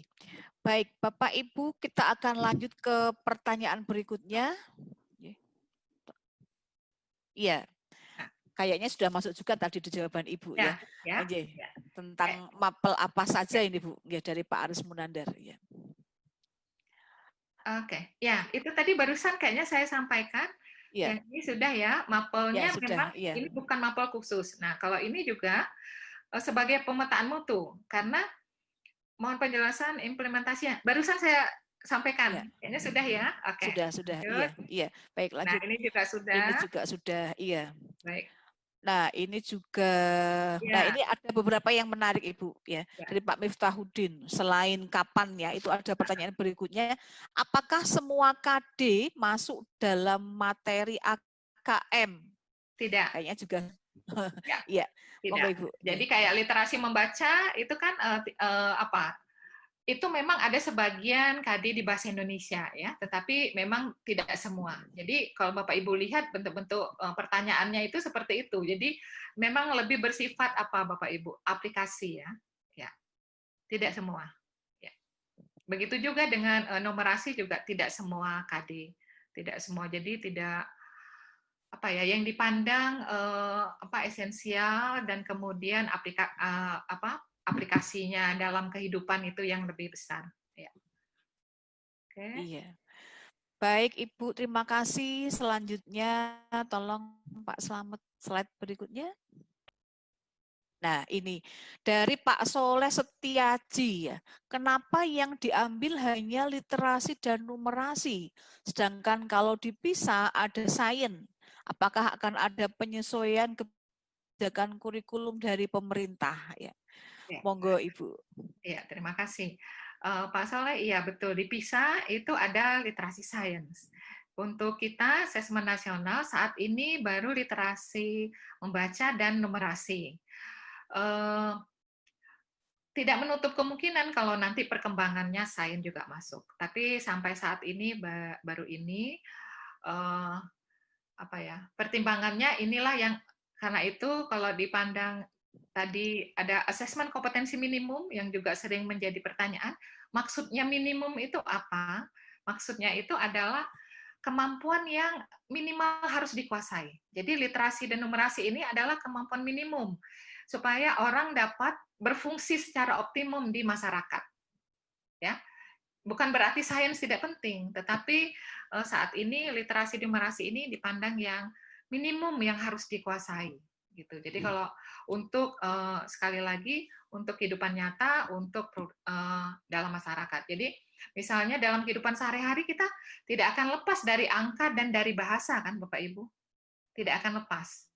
Jadi misalnya Bapak Ibu ke supermarket, ke pasar, misalnya ke supermarket ya, ada tulisan. Ini saya juga sering menjadikan contoh. Kalau literasinya kurang, itu Bapak Ibu bisa terkecoh itu. Jadi misalnya diskon sampai 70%, ini, terus ada syarat dan ketentuan berlaku. Bapak Ibu biasanya tidak membaca itu syarat ketentuan berlakunya, dikira terus semuanya oke gitu. Itu literasinya kurang, ya. Kemudian juga numerasinya kurang, tidak bisa membaca itu.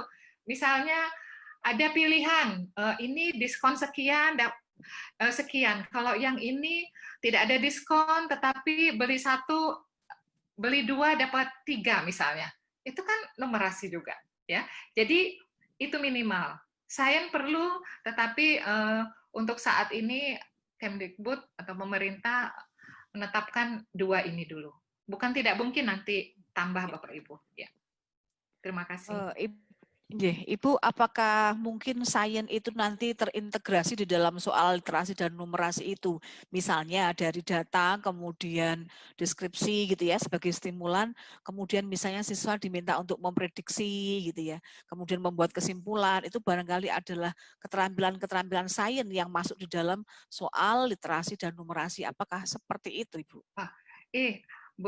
Bu Alif, pas banget ini poinnya, ini mengingatkan saya ini, betul.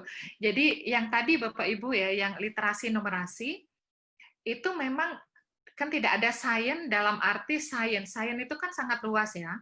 Jadi kan ada prosedur di sains itu kan, terus cara berpikir sains itu tidak kita ukur ya, karena itu sains. Tetapi betul Bu, untuk konteks sains itu tetap ada, karena tadi konteksnya itu kita tidak hanya konteks personal, ya. Personal itu misalnya tentang kesehatan diri, ya, tentang kebersihan, yang bersifat personal, tapi juga ada saintifik. Jadi seperti tadi kita lihat itu kan ada tentang contoh sampah organik, itu kan dari segi konteksnya itu kan saintifik dan sains. Iya, betul. Ya, ya. Jadi tetapi tidak memang seperti sains yang yang biasalah. Jadi kita jadikan sains itu sebagai konteksnya, tidak khusus menanyakan tentang sainsnya itu. Iya. Jadi di konteks itu Bapak Ibu ada konteks sosial, ada konteks sains, IPA, ada konteks macam-macam. Jadi untuk memberikan lengkap lah ya untuk anak-anak kita. Terima kasih. Iya.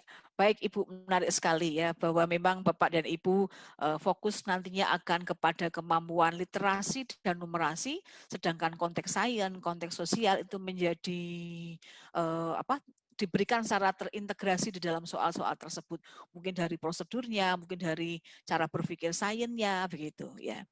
Ya, baik Bapak dan Ibu, kita akan lanjut ya. Kita akan lanjut. Monggo Pak Slamet.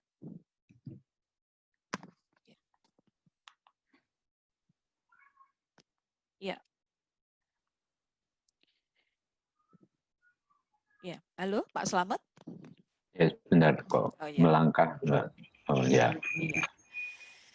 Iya, baik. Kalau ini jika AKM akan diberikan di kelas 5, 8, dan 9, bagaimana dengan kelas 6, 9, dan 12 akan diperlakukan seperti apa di tahun 2021? Ya.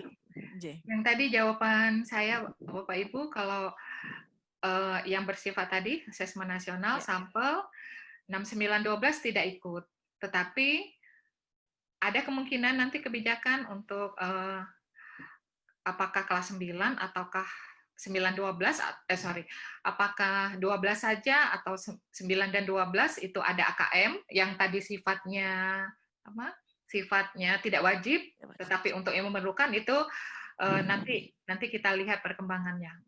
Dan untuk mereka ini memang hanya AKM saja. Ya. Kalau kelas 6 kayaknya tampaknya tidak ada wacana ke sana karena pertimbangannya dari dulu kan juga kayak UN juga kita kelas 6 juga tidak ada kan. Ya. Terima kasih Bu.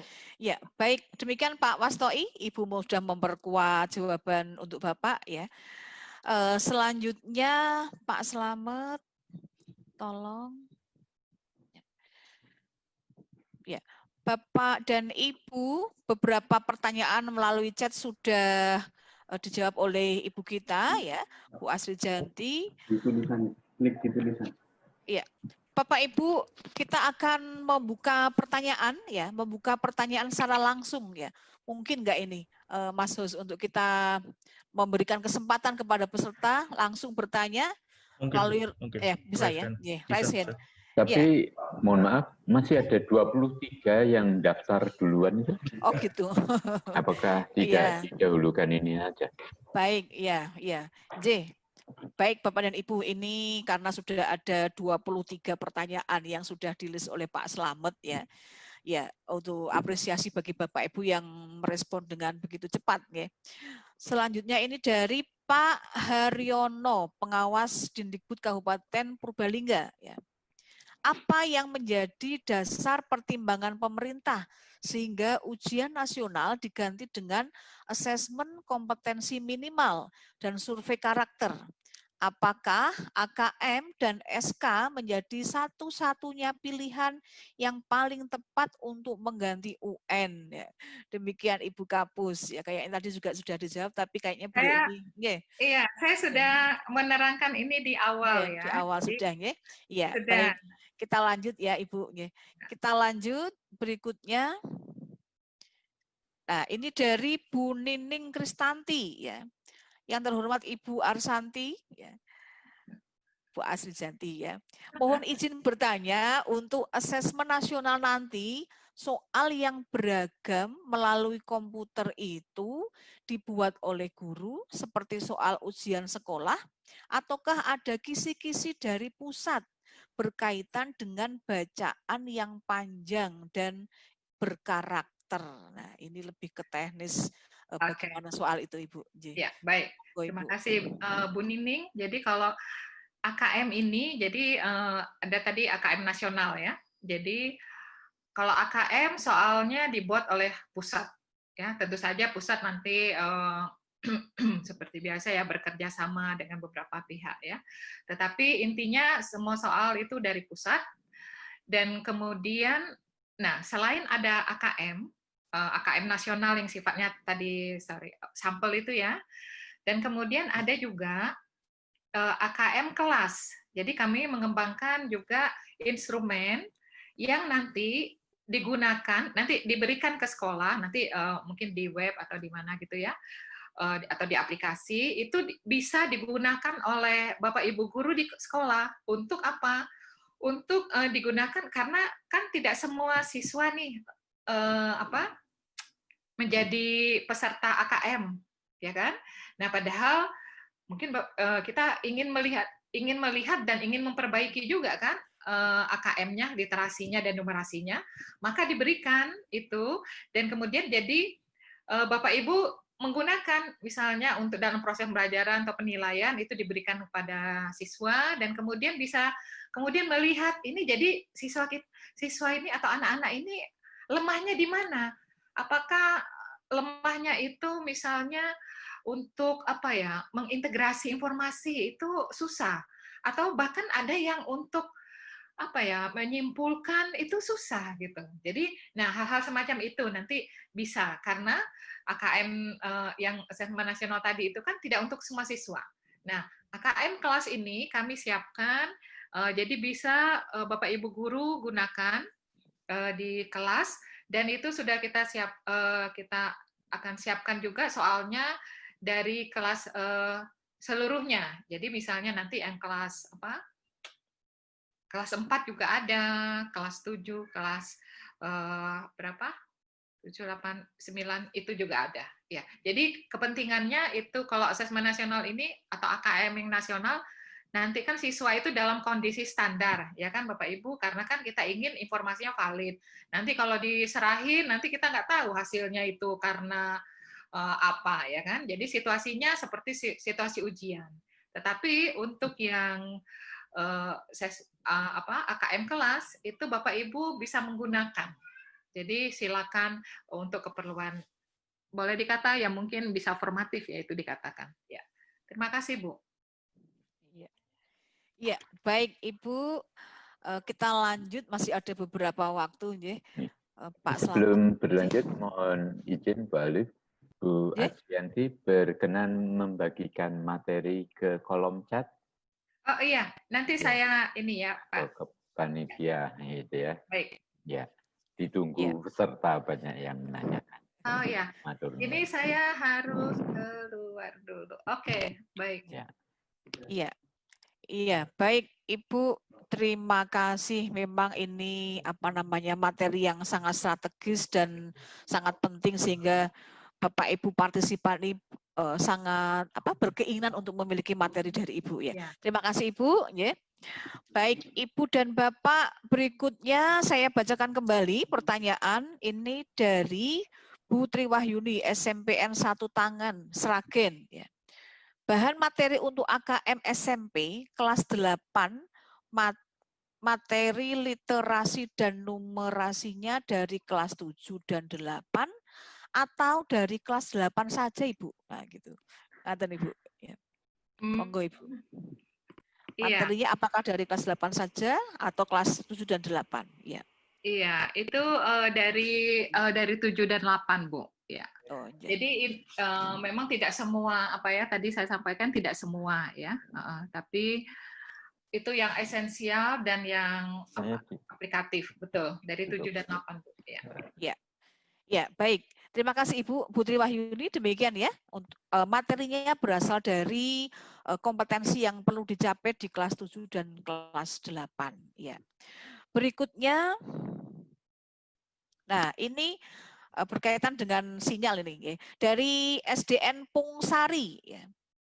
Pungsari 1. Ya. Tadi disampaikan oleh Ibu narasumber bahwa ujian nasional akan dilaksanakan secara online. Atau AKM akan dilaksanakan secara online. Untuk kami yang berdomisili di pedesaan ini, bagaimana solusinya?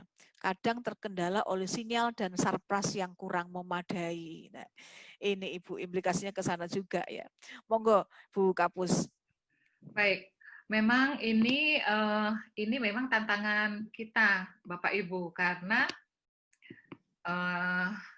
disadari bahwa kita sebagian itu memang ada yang daerah yang jaringannya belum ada, bahkan ada juga yang daerah itu listriknya juga belum teraliri. Itu kenyataan kita itu. Nah, untuk hal seperti ini, mudah-mudahan nanti ada usaha. Tetapi kalau misalnya prinsip seperti UN tetap dipakai. Jadi kayak resource sharing itu tetap. Jadi nanti diusahakan yang SMP misalnya bisa menggunakan SMA atau SMK. Bahkan sekarang ini tantangannya memang lebih lagi Bapak Ibu karena ini SD juga ada, ya kan? Kita selama ini kan SD belum pernah dan ini nanti akan menggunakan komputer dan kemudian jangkauannya juga sangat luas. Ini saya berusaha belum saya coba lagi ya. Iya Bapak, itu jadi kalau seandainya sampai menjelang juga tidak mungkin, ya barangkali terpaksa ditunda. Ya, tetapi prinsipnya kita ingin memaksimalkan. Jadi nanti seperti biasa pemerintah daerah melakukan koordinasi gitu kan. Jadi bisa saling membantu kerjasama antar satuan pendidikan. Ya, baik. Demikian Bu ya Alif, jawaban. ada yang mewakili Widya Iswara, Pak Abadi itu raise hand tuh.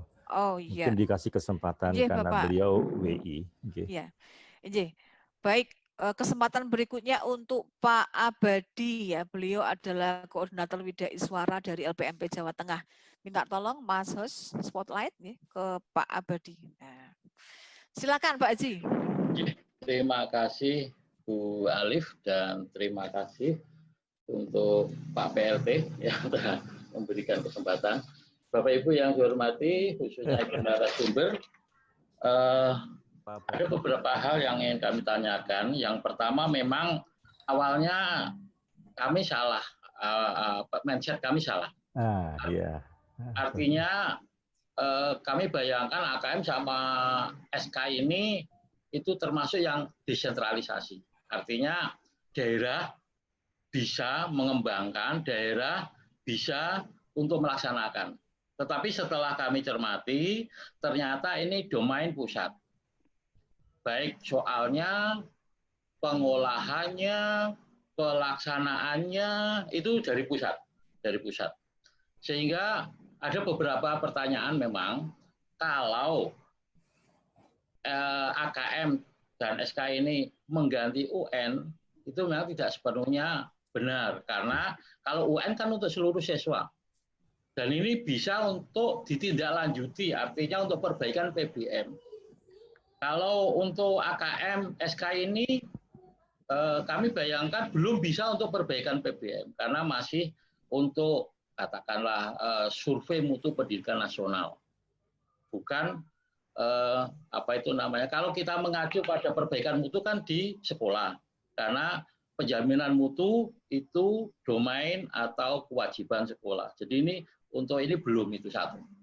Yang kedua, kalau nanti ini pengganti UN itu domain pusat, apakah juga dimungkinkan ke depan itu untuk AKM dan SK ini dikembangkan oleh daerah atau sekolah untuk mengganti ujian sekolah. Jadi untuk pemetaan sekolah. Kalau ya, mungkin kita hanya butuh kisi-kisinya. Ya, daerah atau sekolah bisa mengembangkan sendiri. Seperti ujian sekolah lah. Ujian sekolah. Oke. Dan kita berharap memang awalnya sebagai LPMP Eselon 2 punya pengembangan model. Ini memang kita mau mengembangkan itu yang sasaran yang kedua itu. Daerah maupun sekolah bisa mengembangkan ini. Tapi kalau memang memungkinkan, kami berharap Ibu narasumber bisa memberi semacam, boleh katakanlah, bukan kewenangan ya, semacam daerah untuk mengembangkan ini, khususnya biar mutu pendidikan ini bisa meningkat terus, diberikan atau kewenangan atau apalah namanya untuk daerah-daerah yang diwakili oleh LPMP. Biar kami nanti bisa ikut membantu pusat untuk mengembangkan di daerah kami masing-masing. Ngaten Bu Alif dan Ibu narasumber, semoga ini hanya unek-unek yang berpartisipasi untuk mengajukan mutu pendidikan. Terima kasih. Assalamualaikum warahmatullahi wabarakatuh. Waalaikumsalam warahmatullahi wabarakatuh. Assalamualaikum warahmatullahi wabarakatuh. Iya, langsung aja ya Ibu. Dua pertanyaan dari Pak Abadi. Pak Abadi, terima kasih Pak. Yang terakhir, apakah daerah boleh mengembangkan? Sangat boleh Pak. Jadi sangat boleh ya. Silakan. Jadi nanti kami akan, tadi saya sampaikan, kami sudah menyiapkan website untuk contoh-contoh dan kemudian levelnya. Jadi di situ kemudian bisa dilihat ininya, modelnya, dan kemudian pengembangannya bisa. Jadi bisa dilakukan, silakan. Tetapi mungkin kalau mungkin perlu diperhatikan juga, kalau untuk di satuan pendidikan, kalau ini menjadi tambahan, mungkin tidak apa-apa. Tetapi jangan menggantikan untuk seluruhnya, karena selama yang mata pelajaran lain masih ada, Bapak Ibu, tampaknya tidak fair juga kalau itu tidak diuji di satuan pendidikan. Ya. Jadi kalau ini sebagai tambahan AKM ditambahkan untuk di satuan pendidikan, silakan Bapak Ibu juga bisa mengembangkan. Tetapi yang lain mohon juga tidak dilupakan. Jadi tadi seperti saya sampaikan, ini kan ada kecenderungan memang kalau apa yang dilakukan di tingkat nasional itu menjadikan cermin di sekolah ya, di satuan pendidikan. Nah, ini tadi sekaligus menjawab pertanyaan Bapak. Memang ini ini bukan dalam arti kebijakan sekarang, asesmen nasional ini fungsinya sama dengan UN, itu memang beda Pak. Ya, jadi bahwa ini menggantikan kebijakan tentang UN, tetapi fungsinya memang berbeda, Pak. Tadi yang saya sampaikan karena filosofinya adalah jadi pemerintah tidak melakukan penilaian hasil belajar peserta didik, kecuali nanti yang untuk kalau jadi untuk AKM 12 itu yang sifatnya sifatnya tidak wajib. ya. Jadi satuan pendidikan yang menentukan kualitas dan kelulusan peserta didik. Jadi asesmen nasional ini memang bukan sebagai jadi fungsinya memang berbeda, Pak. Paradigmanya berbeda, kebijakannya memang berbeda. Berbeda, ya. Ya, Pak. Terima kasih. Iya, baik. Terima kasih Bu Kapus. Demikian Pak Abadi ya. Intinya kalau saya boleh menggarisbawahi bahwa AKM ini memang domain pusat, tapi tidak masalah seandainya daerah atau mungkin juga LPMP akan membantu sekolah dalam rangka bagaimana sih menyiapkan siswa untuk sampai pada kemampuan global itu ya. Karena memang saya melihat di sini kan tidak berkaitan dengan konten materi pelajaran ya Ibu ya. Tapi lebih kepada kemampuan tadi, literasi, numerasi, dan dengan tema global. Moderator, boleh saya mencoba untuk berpendapat begitu, karena ini ide ya. Gitu. Moderator saya Harmanto, Bu. Monggo Bapak, Ya. Monggo Pak Jadi PLT. sebenarnya yang harus muncul dalam pemikiran kita, itu bukan daerah mengembangkannya. Itu menurut saya tidak begitu urgent. Yang urgent adalah justru hasil AKM ini yang pusat laksanakan nanti dikembalikan ke daerah dan ujungnya ke sekolah untuk ditindaklanjuti begitu, untuk di follow up begitu. Nah kalau nanti pusat ada, daerah ngembangkan, itu balapan nanti gitu, nggak akan selesai. Yang terjadi di tempat kita, di persekolahan kita adalah pemikiran baru dikerjakan dengan paradigma lama gitu ya. Ini yang menurut saya menjadi tidak berujung nanti. Ini kehilangan waktu lagi kita kalau begitu. Ya saya kira mohon maaf Bu narasumber, saya mengimbuh.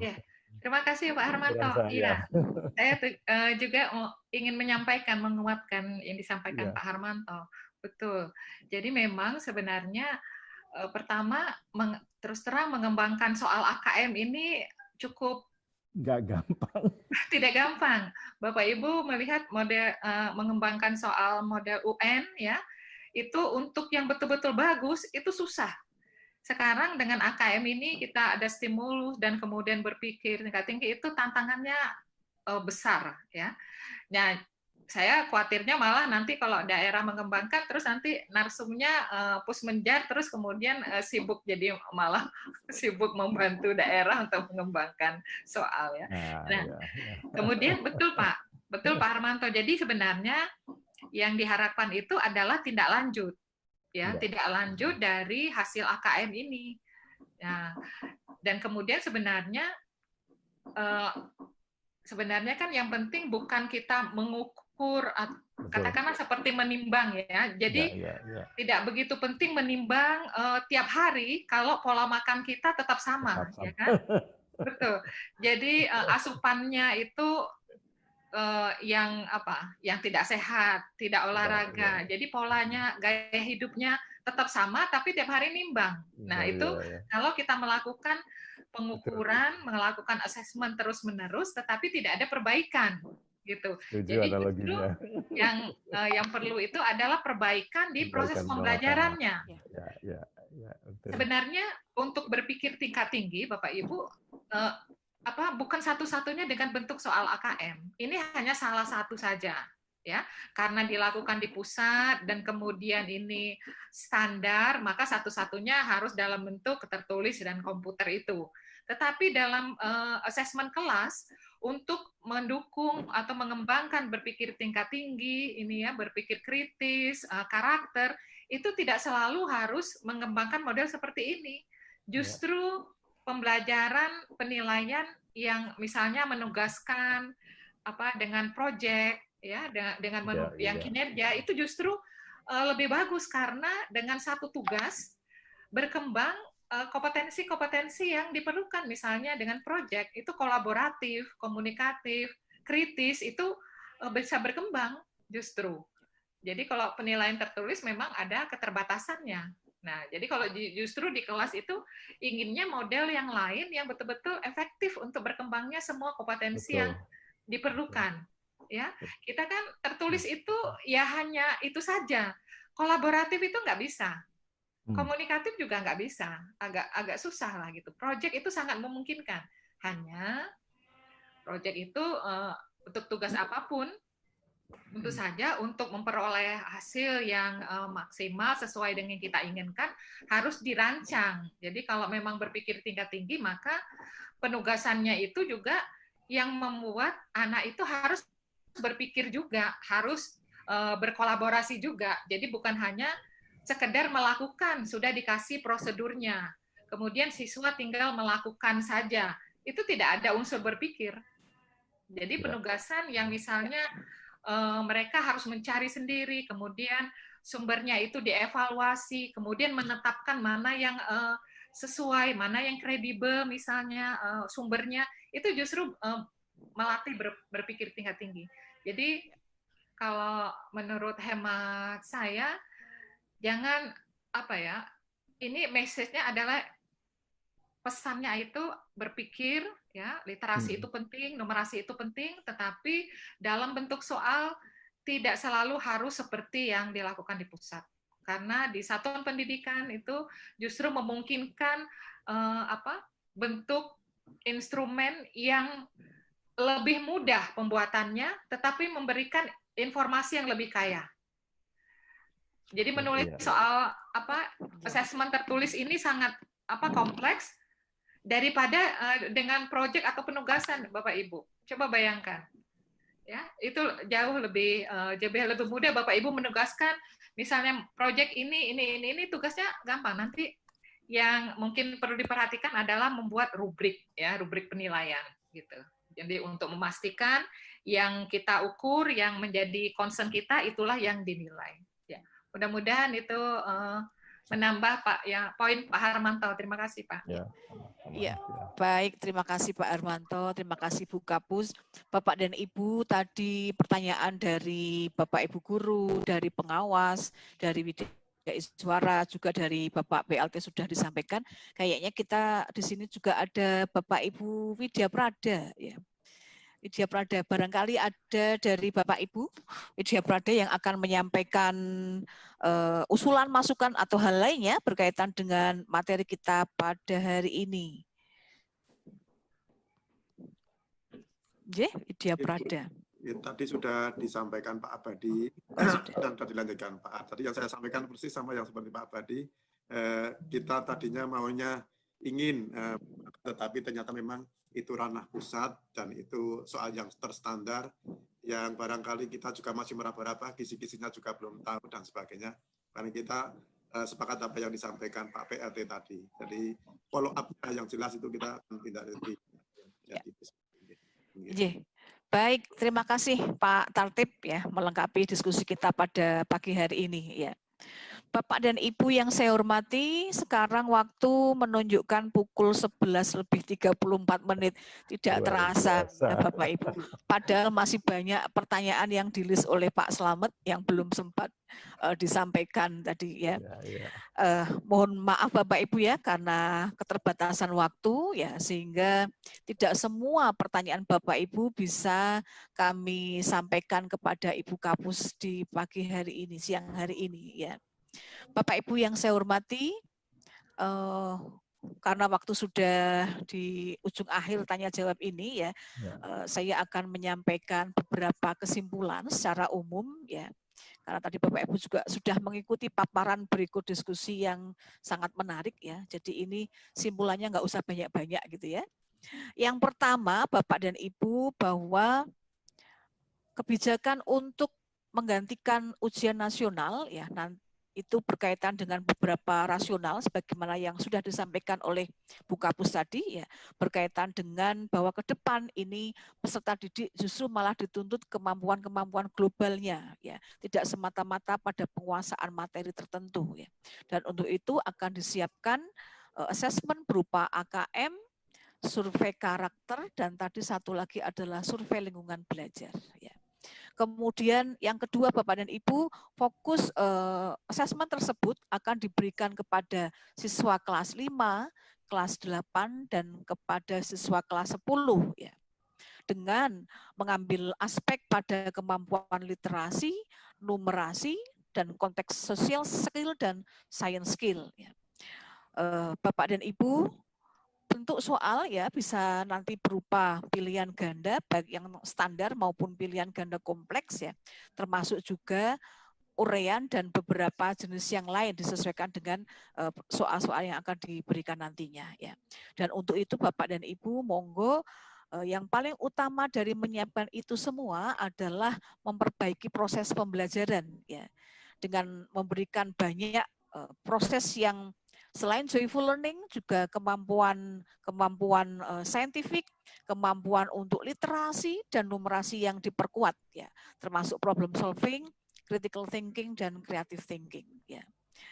Demikian Ibu dan Bapak ya, beberapa simpulan yang bisa saya ambil ya di kesempatan siang hari ini ya. Untuk itu Bapak dan Ibu, mari kita berikan tepuk tangan yang meriah ya sebagai bentuk terima kasih kita kepada Ibu Kapus ya. Terima kasih Ibu ya. Ini sangat mencerahkan bagi kami semuanya ya. Kami juga nanti mohon link ini Ibu, web yang tadi Ibu sampaikan berkaitan dengan contoh-contoh soal ya, supaya setidaknya sekolah dan kami di LPMP segera merespon ya.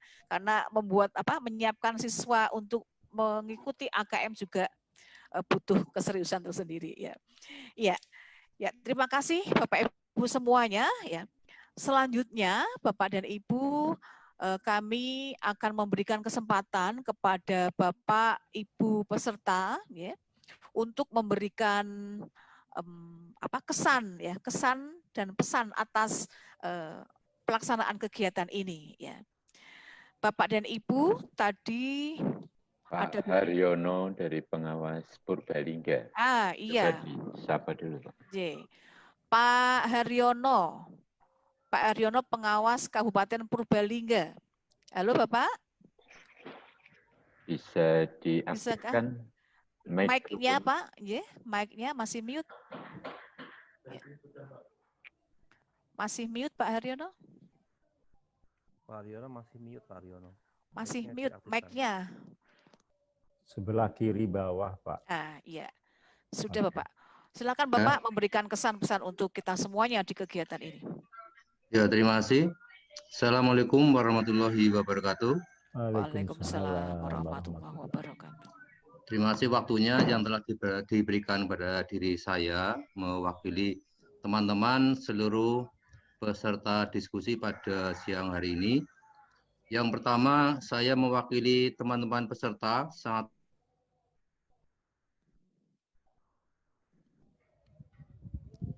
Halo? Putus nih kelihatannya. Putus Bapak. Pak Haryono? Halo, suaranya bagaimana? putus. Nah, ya, suara, sudah. Ya. Sinyal, maaf, sinyal agak lelet ya. Terima kasih pada terutama panitia dan narasumber tentunya yang telah memberikan materi yang sangat penting bagi kami, bagi para pengawas sekolah, kepala sekolah maupun peserta secara keseluruhan guru, sehingga pada nantinya kami selaku yang di lapangan bisa melaksanakan apa yang menjadi tanggung jawab dan tugas kami baik selaku pengawas, kepala sekolah maupun guru. Itu kami sangat berkesan, bukan hanya dilaksanakan pada hari ini, tapi suatu saat nanti dilaksanakan kembali dengan materi yang lebih dalam ya. Jadi itu terima kasih sekali kami atas nama seluruh peserta, terima kasih atas waktu yang diberikan kepada diri saya. Pesan kami, wassalamualaikum warahmatullahi wabarakatuh. Waalaikumsalam warahmatullahi wabarakatuh. Ya, terima kasih Pak Haryono ya kesan dan pesannya. Ya, baik Bapak dan Ibu yang saya hormati, kesan pesan juga sudah disampaikan. Selanjutnya kita akan ke penutup ya pada siang hari ini. Untuk itu mohon berkenan Bapak PLT Kepala LPMP Jawa Tengah untuk memberikan kata penutup ya di kegiatan ini. Monggo Bapak, kami persilakan. Terima kasih. Assalamualaikum warahmatullahi wabarakatuh.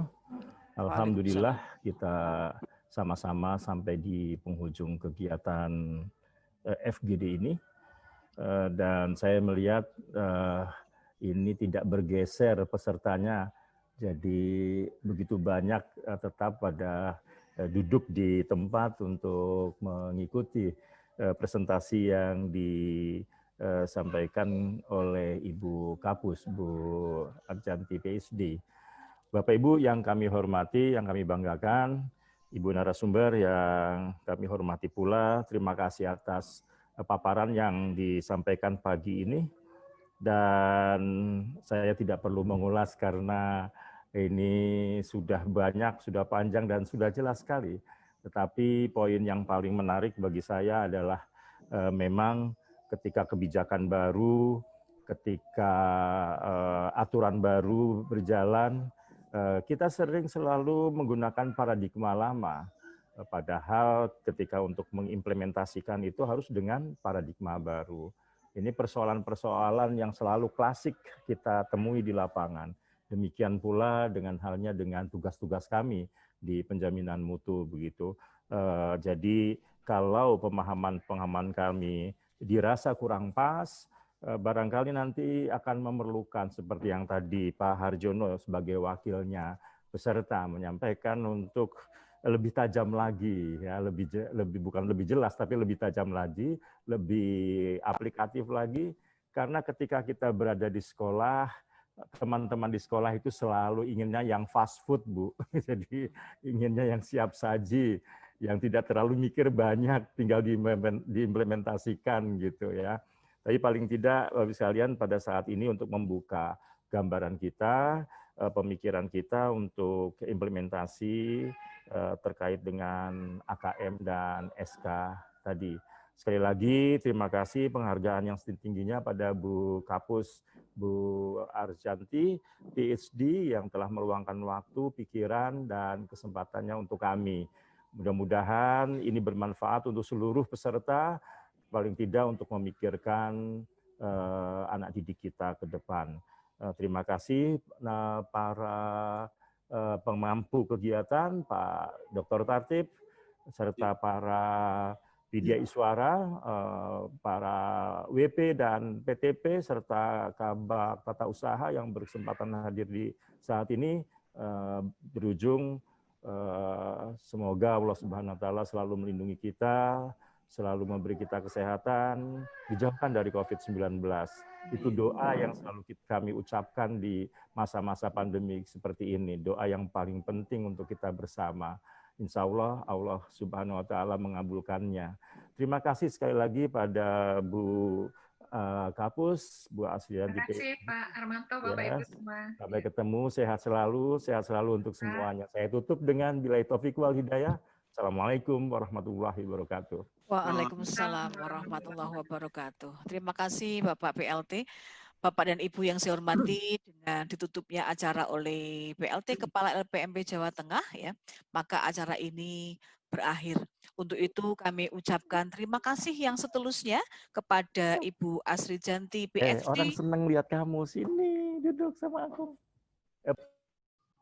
Jajaran Balitbang Kemendikbud, kemudian kepada Bapak PLT Kepala LPMP Jawa Tengah, ya, Ibu Kepala Bagian TU LPMP Jawa Tengah, Bapak dan Ibu pejabat fungsional, Widya Iswara, Widya Prada, pengembang teknologi pembelajaran, ya, panitia, dan Bapak Ibu semuanya, ya, yang sudah hadir pada kesempatan kali ini.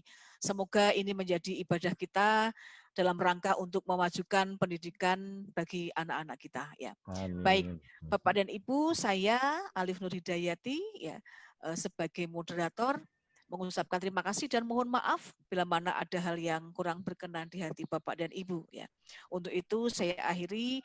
Wassalamualaikum warahmatullahi wabarakatuh.